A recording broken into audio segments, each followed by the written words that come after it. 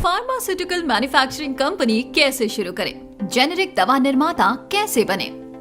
आज दुनिया में कोई ऐसा इंसान नहीं है जिसको दवा की जरूरत ना होती हो। इसका मतलब तो यही हुआ कि विश्व में प्रत्येक व्यक्ति को दवा की जरूरत होती है। दवा जीवन रक्षक होती है, इसलिए इसका कोई मोल नहीं होता। दवा की कीमत जो कंपनी द्वारा निर्धारित होती है, प्रत्येक व्यक्ति उसको देने के लिए खुशी खुशी तैयार हो जाता है। वैसे भी आज के समय में बढ़ते इंडस्ट्रियलाइजेशन और बढ़ती आबादी के कारण पर्यावरण प्रदूषण से प्रत्येक व्यक्ति किसी न किसी बीमारी से ग्रस्त रहता है। इसके अलावा आज की आधुनिक जीवन शैली की भागम भाग और उल्टे सीधे खान पान ने मानव जीवन में अनेक गंभीर बीमारियों का डेरा डाल दिया है।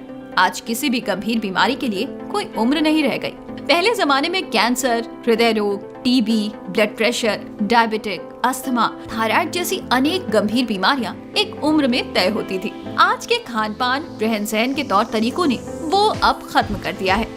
आज 3 साल के बच्चे को भी कैंसर हो जाता है। कभी कभी 1 साल या इससे कम उम्र के बच्चे को भी गंभीर बीमारियों के होने की खबरें सामने आती हैं। इस तरह की खबरों को देखते हुए दवा यानी फार्मास्यूटिकल मैन्युफैक्चरिंग का व्यवसाय सबसे अधिक अच्छा और सबसे अधिक मुनाफा देने वाला व्यवसाय है। सरकारी योजनाओं का लाभ उठाएं। भारत सरकार आत्मनिर्भर भारत और मेक इन इंडिया जैसे कार्यक्रम चलाकर बिजनेस करने वालों को तरह तरह से प्रोत्साहित कर रही है। उद्यम शुरू करने के लिए लाइसेंसिंग आदि के लिए भागदौड़ और भ्रष्टाचार को समाप्त करने के लिए ऑनलाइन प्रक्रिया शुरू कर दी गई है। उद्यमियों को इसका लाभ उठाते हुए नए नए बिजनेस शुरू करने चाहिए। भारत सरकार इसके साथ ही जेनेरिक दवाओं के कारोबार को भी प्रोत्साहित कर रही है। प्रधानमंत्री ने स्वयं इसकी पहल करते हुए डॉक्टरों से मरीजों को जेनेरिक दवाएं लिखने का आग्रह किया है। इसलिए जो भी उद्यमी फार्मास्यूटिकल कंपनी को शुरू करने का विचार कर रहे हैं, उनके लिए ये एक बहुत ही अच्छा आइडिया है। इस व्यवसाय की भारत में अपार संभावनाएं हैं और प्रॉफिट की कोई सीमा नहीं है। सबसे जरूरी क्या है इस बिजनेस के लिए? फार्मास्यूटिकल कंपनी शुरू करने से पहले बिजनेसमैन के पास केमिकल का व्यवसाय शुरू करने के लिए बी फार्मा यानी कि फार्मेसी का डिप्लोमा या डिग्री होनी चाहिए।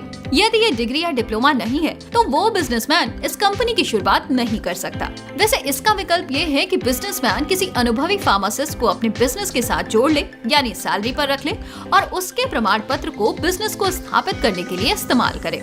इसके साथ ही बिजनेसमैन को फार्मेसी यानी दवाओं के कारोबार का अच्छा अनुभव होना चाहिए। यदि अनुभव ना हो तो उसे किसी संस्थान से ट्रेनिंग या अनुभव ले लेना चाहिए। मार्केट में सॉल्ट के बारे में रिसर्च करना जरूरी है। कंपनी शुरू करने से पहले ये विचार करना चाहिए कि कंपनी में किस तरह की दवाएं या उपकरण का उत्पादन किया जाएगा। इसके बारे में बिजनेसमैन को अपने पास उपलब्ध दवा यानी कि फॉर्मूले यानी सॉल्ट को लेकर अपने बिजनेस वाले एरिया के दवा मार्केट में रिसर्च करनी चाहिए। यदि आपके फॉर्मूले वाली दवा की मार्केट में अच्छी डिमांड है और उसकी सप्लाई कम है या नहीं है, तभी उस दवा के उत्पादन के बारे में सोचना चाहिए। प्रोजेक्ट रिपोर्ट बनाएं।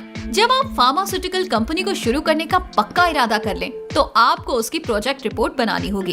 इस प्रोजेक्ट रिपोर्ट में आप जगह जमीन से लेकर दवा उत्पादन और सेल करने के सभी तरीके, फंड आदि का विस्तार से जिक्र करें। इसके अलावा कंपनी को स्थापित करने के भारत सरकार और जिस राज्य में कंपनी को खोलना है, उस राज्य सरकार के फार्मास्यूटिकल कंपनी खोलने के कानून और शर्तों का पालन करना चाहिए। आपको ड्रग लाइसेंस लेने के लिए कंपनी की प्रोजेक्ट रिपोर्ट की जरूरत होगी। इसलिए कंपनी की प्रोजेक्ट रिपोर्ट में सारी छोटी बड़ी बातों का विस्तार पूर्वक जिक्र होना चाहिए। इसके आधार पर आपको सरकार से लोन, सब्सिडी और अन्य तरह के लाभ भी प्राप्त हो सकते हैं। बिजनेसमैन को सख्त चेतावनी। फार्मास्यूटिकल मैन्युफैक्चरिंग का मतलब ये है कि कच्चा माल खरीदकर दवाओं, फार्मास्यूटिकल प्रोडक्ट और मेडिकल उपकरणों को तैयार करके उनकी पैकिंग करके मार्केट में बेचना होता है। इसके लिए आपको फार्मास्यूटिकल मैन्युफैक्चरिंग यूनिट शुरू करने से पहले फार्मास्यूटिकल सेक्टर की बेसिक जानकारी हासिल करना जरूरी है। इस तरह की जानकारी के बिना फार्मास्यूटिकल कंपनी की शुरुआत करना काफी खतरनाक हो सकता है। बिजनेसमैन को फार्मास्यूटिकल सेक्टर की जानकारी के बिना भारी पूंजी से शुरू करने वाला बिजनेस बैठ भी सकता है। इस तरह से भारी नुकसान हो सकता है। इसके लिए बिजनेसमैन को सतर्क रहना चाहिए। इस तरह से शुरू करें अपना बिजनेस। सबसे पहले कंपनी के लिए जमीन और बिल्डिंग की तलाश करना बहुत ही मुश्किल काम है। इस तरह की बिल्डिंग को तलाशने के बाद उसे जीएमपी स्टैंडर्ड के अनुसार तैयार कराना होगा। साथ ही केंद्र और राज्य सरकारों की कंपनी की इमारत के बारे में आवश्यक शर्तों का भी पालन करना होगा। कंपनी परिसर में अनेक विभागों के अनुसार पर्याप्त जगह होनी चाहिए, जैसे कच्चे माल को रखने के लिए आवश्यक स्टोर, निर्माण की प्रक्रिया को पूरी करने के लिए आवश्यक जगह, मशीन आदि लगाने की जगह, क्वालिटी कंट्रोल सेक्शन के लिए जगह, ऑफिस के लिए जगह, वेस्टेज गुड्स स्टोर के लिए जगह। इस बिल्डिंग में अनेक तरह की औषधियों के लिए अलग अलग सेक्शन भी बनाया जाना जरूरी है। जैसे बाहरी इस्तेमाल की जाने वाली दवाओं, क्रीम, ऑइंटमेंट आदि के लिए 30 वर्ग मीटर की जगह चाहिए। लिक्विड डोज यानी तरल दवाओं जैसे सिरप, सस्पेंशन आदि के लिए 30 वर्ग मीटर की जगह चाहिए। सॉलिड डोजेस वाली दवाओं जैसे टैबलेट्स, कैप्सूल, पाउडर के लिए मशीन आदि लगाने के लिए 120 वर्ग मीटर की जगह की आवश्यकता होगी। टैबलेट सेक्शन के लिए 60 वर्ग मीटर इसलिए चाहिए क्योंकि उसमें कोटेड और अनकोटेड टैबलेट की व्यवस्था बनाई जाएगी। इसके अलावा कैप्सूल के प्रोडक्शन के लिए 30 वर्ग मीटर और पाउडर प्रोडक्शन के लिए 30 वर्ग मीटर की जगह चाहिए। कौन कौन से लाइसेंस चाहिए? फार्मास्यूटिकल मैन्युफैक्चरिंग कंपनी की स्थापना के लिए अन्य तरह के बिजनेस से अलग हटकर सरकारी कार्यवाही पूरी करनी होती है। इसके लिए कई तरह की परमिशन की भी आवश्यकता होती है। कंपनी के लिए आवश्यक लाइसेंसों में जो प्रमुख लाइसेंस की आवश्यकता होती है उनमें से कुछ इस प्रकार हैं। कंपनी का अच्छा सा आकर्षक नाम चुनें। कंपनी को कंपनी रजिस्ट्रार के यहाँ शॉप एंड एस्टेब्लिशमेंट एक्ट के तहत रजिस्टर्ड कराएं। कंपनी का प्रारूप तय करें। ओपीसी, पार्टनरशिप, एलएलपी या प्राइवेट कंपनी बनानी है। केंद्र, राज्य सरकारों के साथ स्थानीय प्रशासन के नियमों का भी पालन करने के लिए आवश्यक प्रमाण पत्र लें। Drug manufacturing licence, drug distribution licence, testing laboratory licence, GST, आवश्यकता पड़ने पर संबंधित विभागों के अनापत्ति प्रमाण पत्र जैसे फायर, पॉल्यूशन आदि विभाग। मैन्युफैक्चरिंग लाइसेंस की प्रक्रिया और आवश्यक दस्तावेज। फार्मास्यूटिकल प्रोडक्ट या दवाओं के निर्माण के लिए आवश्यक लाइसेंस, जिसे ड्रग लाइसेंस भी कहते हैं, उसे drug controller general of India यानी DCGI के माध्यम से बनवाना होता है। इसके अलावा राज्यों की राजधानियों में राज्य ड्रग कंट्रोलर भी नियुक्त होते हैं, उनसे ये लाइसेंस बनवाना होता है। ये स्टेट ड्रग कंट्रोलर राज्य सरकार द्वारा DCGI की गाइडलाइन के अनुसार ही नियुक्त किया जाता है। आप स्टेट ड्रग कंट्रोलर के यहाँ ही ड्रग लाइसेंस के लिए आवेदन करें। ऑनलाइन या ऑफलाइन आवेदन करने के साथ कुछ आवश्यक दस्तावेज भी जमा करने होंगे। जब ये आवेदन दस्तावेजों के साथ स्टेट ड्रग कंट्रोलर को प्राप्त हो जाते हैं, तो वहाँ से एक अधिकारियों की टीम आपके संस्थान में निरीक्षण करने के लिए आती है। ये टीम वहाँ बारीकी से निरीक्षण करती है और जब उसे इमारत में निर्माण और बचाव के साधन आदि नियमानुसार मिलते हैं और वो टीम अपनी जांच में संतुष्ट हो जाती है, तो आपको ड्रग लाइसेंस दे देती है। उसके बाद आप अपना निर्माण कार्य शुरू कर सकते हैं। यदि टीम को आपके संस्थान के निर्माण आदि में सरकारी नियमों का उल्लंघन या कोई कमी मिलती है, तो वो आपसे उस कमी को दूर करने के लिए कहेगी। उस कमी को दूर करने के साथ आपको प्रमाण के साथ उसे स्टेट ड्रग कंट्रोलर के यहाँ जमा करना होता है। उसके बाद पुनः कार्यवाही की जाती है। उसके बाद आपको ड्रग लाइसेंस प्रदान किया जाता है। मशीनरी और analytical equipment. Pharmaceutical manufacturing company में विभिन्न विभागों में तरह तरह की दवाएं बनाने के लिए कई तरह की मशीनों और एनालिटिकल टेस्टिंग इक्विपमेंट की जरूरत होती है। इस काम में आने वाले कुछ प्रमुख मशीनें इस प्रकार हैं। लिक्विड, सिरप, सस्पेंशन सेक्शन के लिए, हाई स्पीड मिक्सर 1000 लीटर के लिए, स्टोरेज टैंक 1000 लीटर वाला जिसमें पहिए और ढक्कन हो, स्टोरेज टैंक 200 लीटर वाला जिसमें पहिए और ढक्कन हो, liquid filling machine, packing cap sealing machine, liquid छानने वाली मशीन, मेज, कैप्सूल, टेबलेट, पाउडर बनाने के लिए, air compressor, air conditioner, blister packing machine, capsule filling machine, capsule loader, tablet punching machine, coating pan, sifter, mixer 100 kilogram वाला, dryer tray, double cone blender, powder भरने और seal करने वाली machine. इसके अलावा कुछ अन्य मशीनों की भी आवश्यकता होती है जो इस प्रकार हैं। दवाओं के batch printing machine, RO plant, lab उपकरण, एयर हैंडलिंग यूनिट। कंपनी में काम करने वाले टेक्निकल स्टाफ कितने चाहिए? अनेक तरह की फार्मास्यूटिकल मैन्युफैक्चरिंग कंपनी के लिए अलग अलग संख्या में कुशल, अनुभवी, टेक्निकल और अकुशल कर्मचारियों की जरूरत होती है। आमतौर पर बताया जाता है कि जीएमपी स्टैंडर्ड की नियमों के अनुसार किसी भी फार्मास्यूटिकल कंपनी के लिए कम से कम 2 टेक्निकल अनुभवी स्टाफ की आवश्यकता होती है। इसमें से एक टेक्निकल स्टाफ कंपनी में हो रहे दवा निर्माण की प्रक्रिया की देखरेख के लिए तैनात होना चाहिए। वो अपनी देखरेख में दवाओं का निर्माण यानी उत्पादन कराए, किसी भी तरह की समस्या आने पर तुरंत उसका समाधान भी कराए।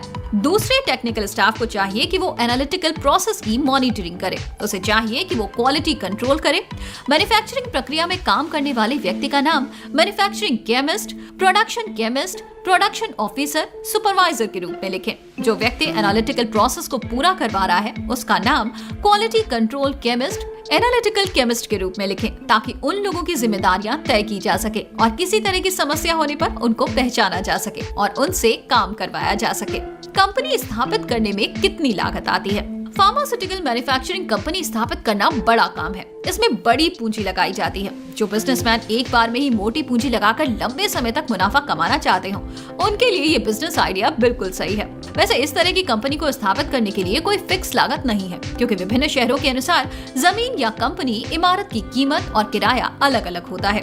इसके अलावा कई अन्य जरूरत के सामान की कीमत भी अलग अलग होती है। इसके बावजूद इस बिजनेस के एक्सपर्ट्स का मानना है कि एक औसत दर्जे की कंपनी को स्थापित करने के लिए कम से कम 15 से 20 लाख रुपए की जरूरत होती है। मुनाफा कितना मिलता है?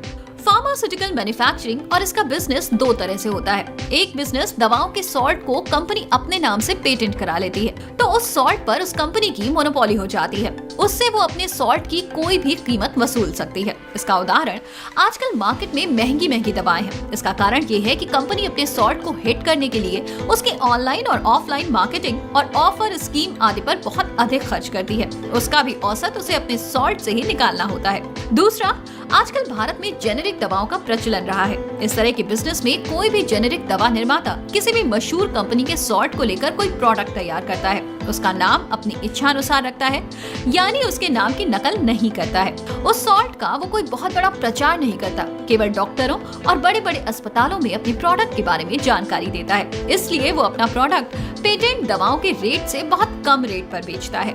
इन दो तरीकों से इस बिजनेस को करने से बिजनेसमैन अलग अलग तरह का मुनाफा यानी कि प्रॉफिट कमा सकता है। पहले तरीके यानी पेटेंट कराने वाले बिजनेसमैन को अपने सॉल्ट पर 50 से 60% तक का मुनाफा मिलता है।